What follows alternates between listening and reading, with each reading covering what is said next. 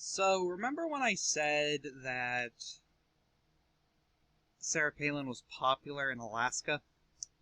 Well, I was wrong. My bad. So, we just got results earlier today. Well, as of this recording, this video is coming out tomorrow, or today for you, where Mary Peltola, who is essentially a squad progressive, that's exactly what she is. She is, though she's more along the lines of Mike Gravel than she is ASC. But Mike Ravel supports your squad progressives, so there you go. But, and this kind of crushes Sarah Palin in a way. If I had to guess, Nick Begich will be getting a huge boost from this. Absolutely. But we also have a fourth dark horse into the mix now, which we'll talk about him in a second. That one's going to be interesting to see what happens. But Mary Peltola will be going to the House of Representatives for the rest of Don Young's term and could potentially...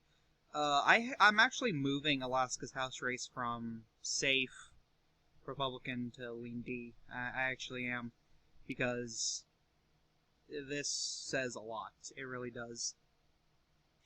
Democrats might actually keep the House seat in Alaska, because this will hopefully set a trend with Donald Trump and the Republicans that we need to support, good quality candidates. We don't have to throw in the electable there.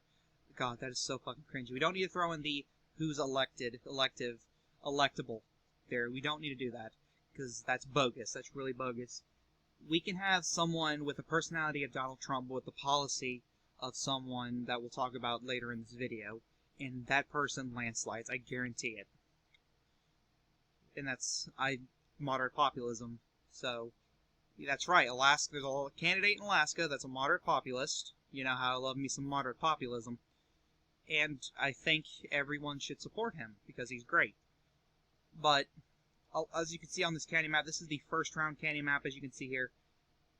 Mostly blue. That is your rural and suburbs, all going to Peltola, where Palin did best in your urban areas, and Begich does better in kind of suburban-y areas. That, he won the suburban areas, not won by Peltola. But, and before you ask me why I'm saying Peltola won the rural areas, because that's how Alaska works. Their rurals are very blue and urban areas are very red. It's weird. I don't know why it's like that. It just is. But, she wins by around 3 points.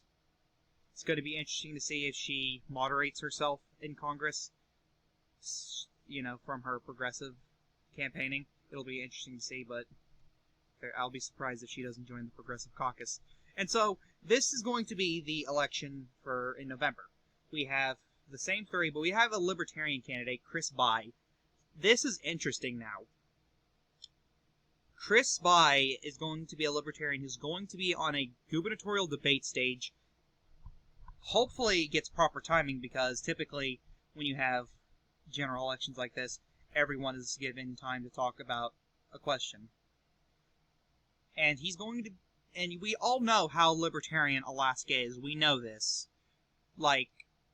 So this could be the Libertarian Party's chance to finally get someone. He's a dark horse, 100%. Let's take a look at he got 1,000 votes. And the only reason why he, advanced was because Tara Sweeney withdrew before the primary. That's the only reason why he gets in. And the Libertarian Party altogether got around 1,600 votes. That's it. 1,600 votes, 0.9% of the fucking vote. However, I guarantee you, a lot of Republicans are going to look at Palin and say, I'm not interested anymore. Not, because that's embarrassing. She's a former governor who fucking lost to a progressive Democrat. And, she's a libertarian progressive, libertarian socialist as a candidate. So she might actually be very popular, because we all know how popular O'Connor is. He's very fucking popular. So, and he's a squad progressive as well.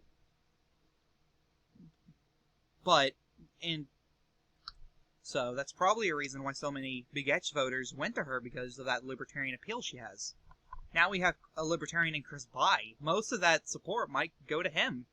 We don't know. Most of that Republican libertarian appeal that Patola had might just go to him instead, if he, does get a boost from this. And we don't really have any polling with Chris Begich.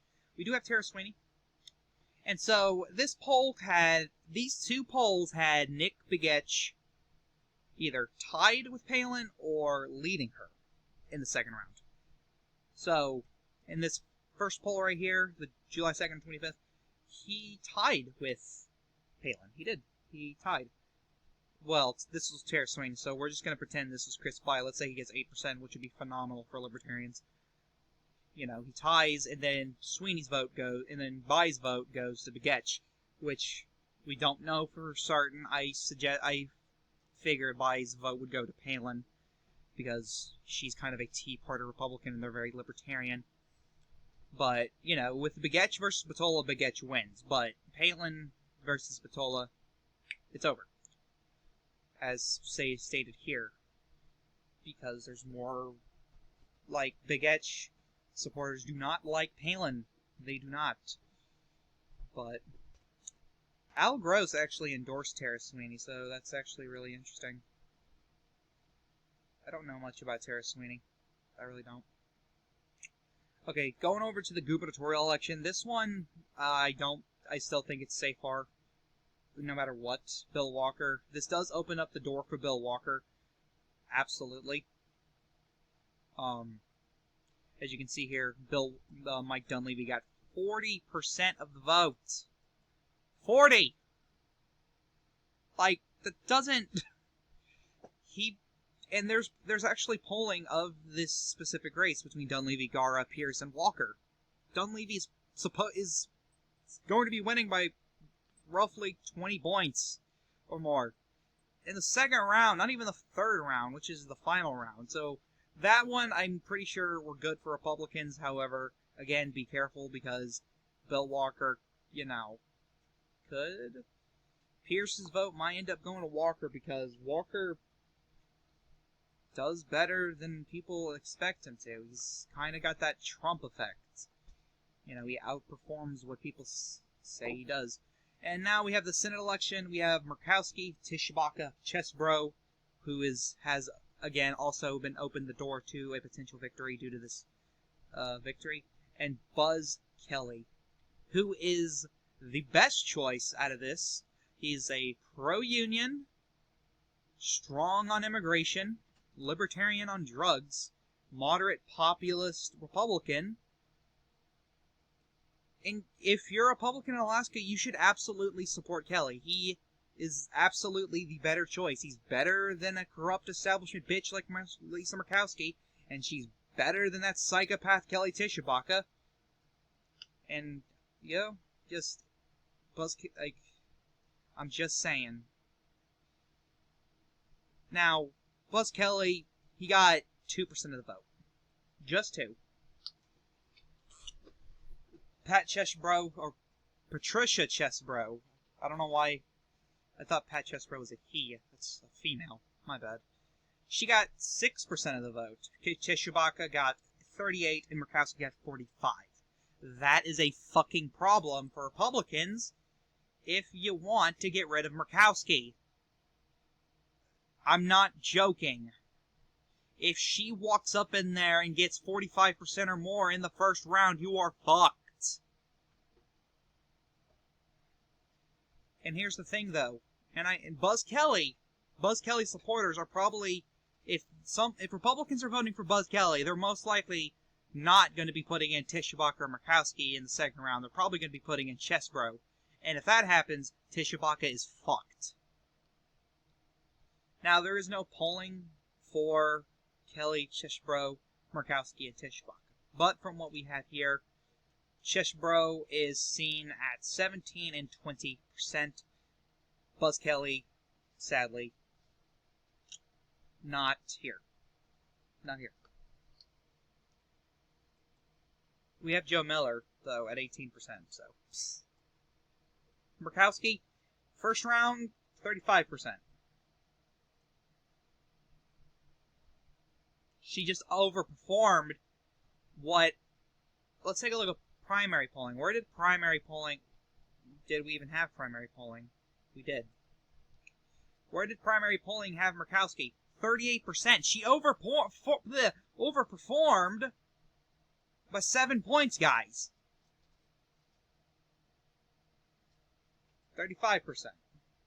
35%. 29%. 36%. 19%. Guys, Tishbach is not the one to do it. Murkowski is probably going to win. I still have this race as Safar as well. Just on the sole fact I don't think Chessbro will get enough support to make it past the second round. And if she does, then more than likely Murkowski loses, because I doubt... Actually, I think Murkowski wins because Republicans are on this. I'm not going to vote for Murkowski, but I'll put in Murkowski as my third option because I don't like voting for Democrats, and then they realize, oh shit, I should have put in Murkowski second. Now Chessbro is a Democrat, or Democrat senator from Alaska. That's how these things work. It's disgusting. Palin got 20% in this poll. Interesting. And we had, look at these lists of endorsements, guys. Corey Lewandowski. That's actually a pretty interesting campaign for working families. Interesting. This is actually a really good endorsement, actually, for Alaska. But, again, the three people I look out for during the rest of the campaign season, see how they do. Buzz Kelly in the Senate race, Bill Walker in the governor race, and Chris Bai in the House race. Pay attention to those three. Just see how they do. Don't expect them to win, but just see how well they do in this environment in Alaska, because they're obviously the best choices in their races. Actually, Chris Bai's not the best. The reason why you want to look out for him is because he's a libertarian actually getting exposure. Nick Begich is the best choice. But this is the Chaotic One saying peace.